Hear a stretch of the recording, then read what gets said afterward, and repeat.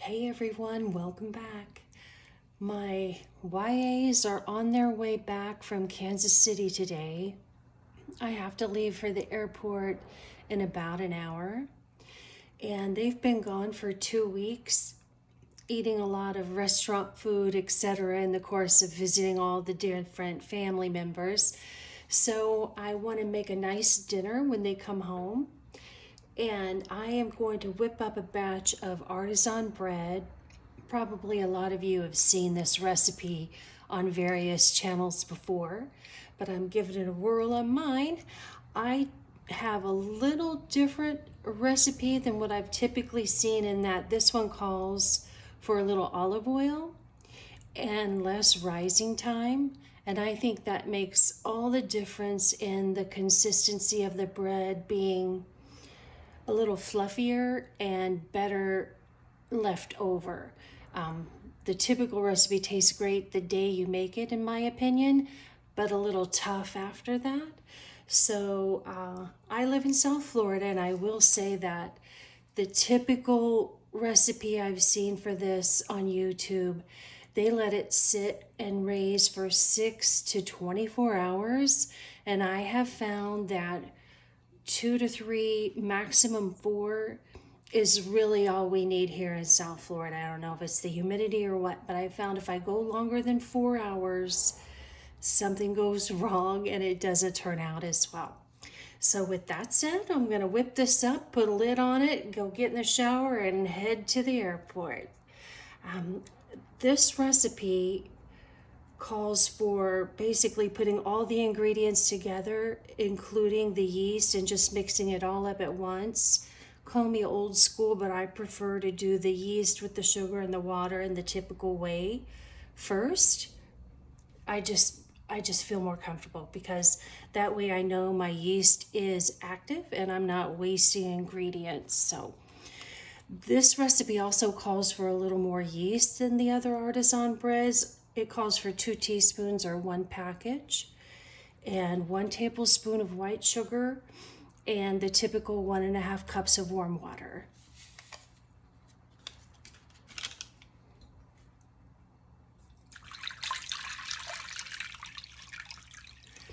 I think a lot of us got into making bread that never really had before during the 2020 lockdowns, and there was no yeast to be had in most cities for a couple of months after that. Do you guys remember that? Maybe if you've never made bread before, you didn't notice, but I think we all got yeast insecurities over that.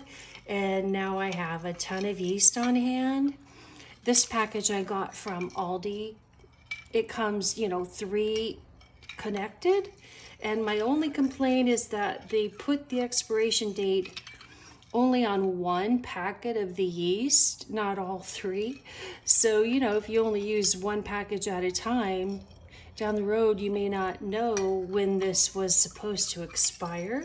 So that's another reason why I do the yeast and the water thing to see if it foams up a little bit before I add the other things.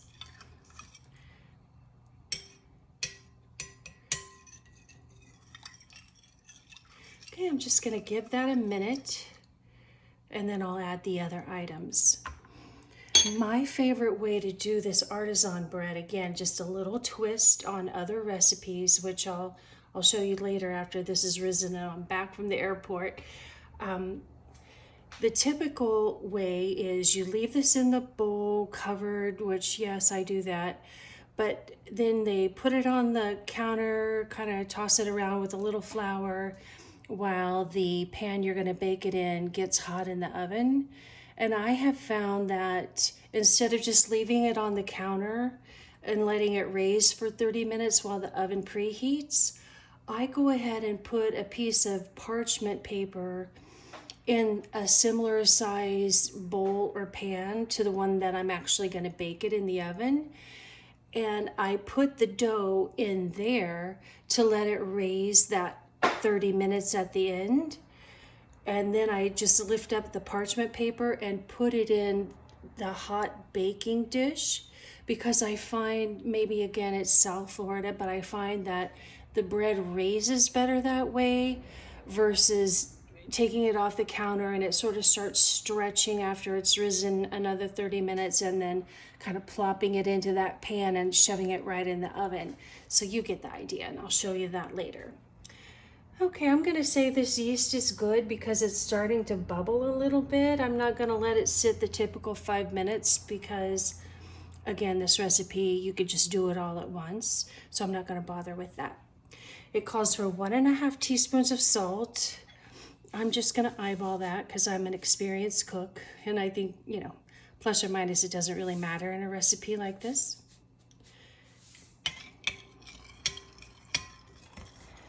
I like to put that in the water and get it dissolved a little bit before I add everything.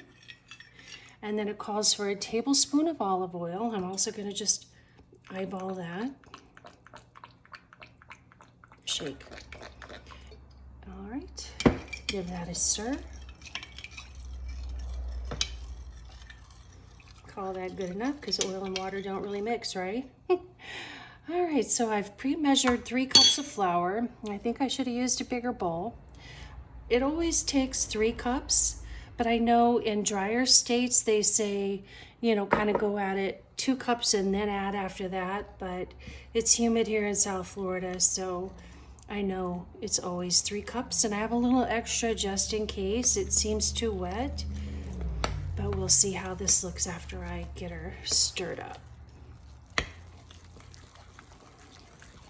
Yeah, that's looking very wet. I mean, this is a very wet dough, but that's really wet. That I wouldn't even be able to work with. So I'm gonna add 1/2 cup, and that'll probably be plenty. Okay, well, today it looks like this wants a little more flour, so I'm gonna snag that. Be right back. That's one thing about making bread on the regular. You can get a feel for eyeballing whether or not the consistency will be ideal. And if you're an experienced cook, you know, it just depends on the day, it seems like. The weather, maybe how hot or cold you have your house, and you really have to go by the feel. So I like this dough to be just a little closer to an actual typical bread dough than a soupy mix, because I find it raises better and it's not as tough, but it still has that artisan feel. So we're getting closer here. I'd say we're just about perfect, maybe a little more.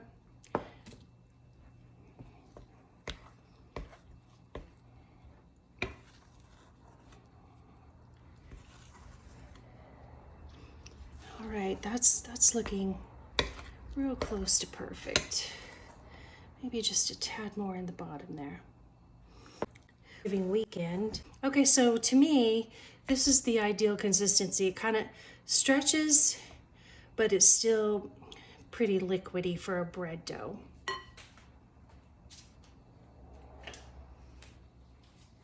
And that ended up being real close to a full 4 cups of flour, which is really unusual, but hey, you go with what it needs, right? So I'm gonna pop the lid on this, and she's gonna raise until I get back from the airport. Hey everyone, so I'm back from the airport, and this bread has been doing its thing. As you can see, it has raised double. My YA's plane got delayed by an hour, and I think this actually sat for 5 hours, so an hour longer than I wanted it to, but hopefully it'll all work out. So what I'm gonna do is put it out on the counter, toss it around 4 or 5 times, just to shape it into a quasi loaf. Then I'm gonna put it in this pan with some parchment paper for it to raise for 30 minutes while the oven heats up to 450. Like I mentioned earlier, I feel like the bread turns out better if I have it rest in a shape that it's going to be cooked in versus just freeform resting on the counter.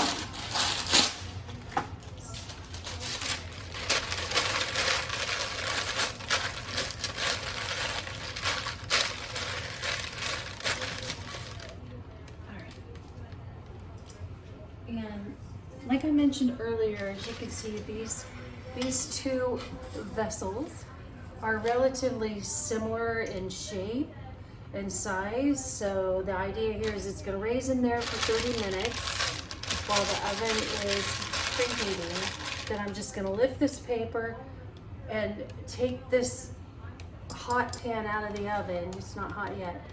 And set it in here and then immediately get to cooking it.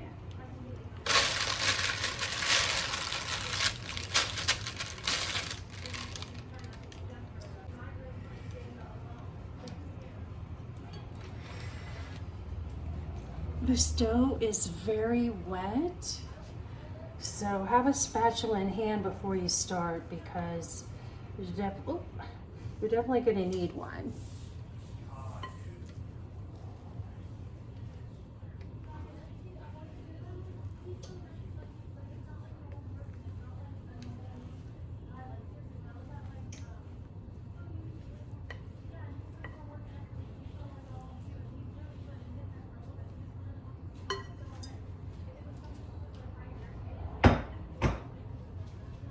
Alright, so I got this handy dandy bad boy at the Dollar Tree, so if you don't have one, you'd be surprised how often these come in handy, but especially for this type of bread.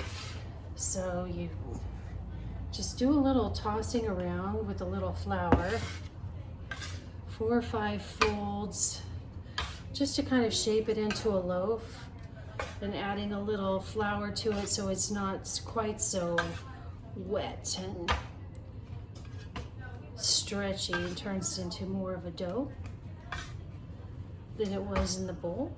As you can see, that happens real quick, right? Hopefully you can see that. I'm not too good at the camera stuff yet, but I'm sure I'll be great a year from now, right? That's plenty of flour. I really don't want to get any more flour in there per se.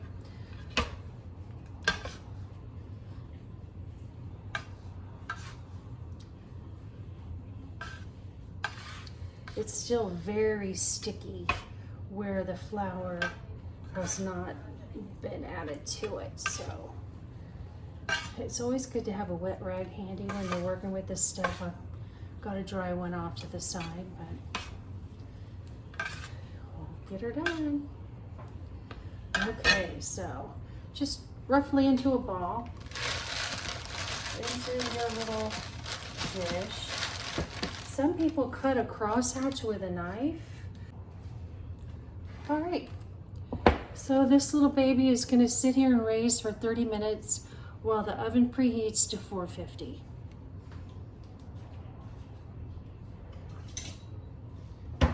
I'm going to attempt cutting an X in the top here. I've never tried it before, but we'll see how that goes. It's not necessary at all. Just kind of gives it more of that bakery look if you've got a thick enough consistency on it that the X will actually stay after you cut it. Usually I don't. This turned out a little thicker because that's what I was shooting for.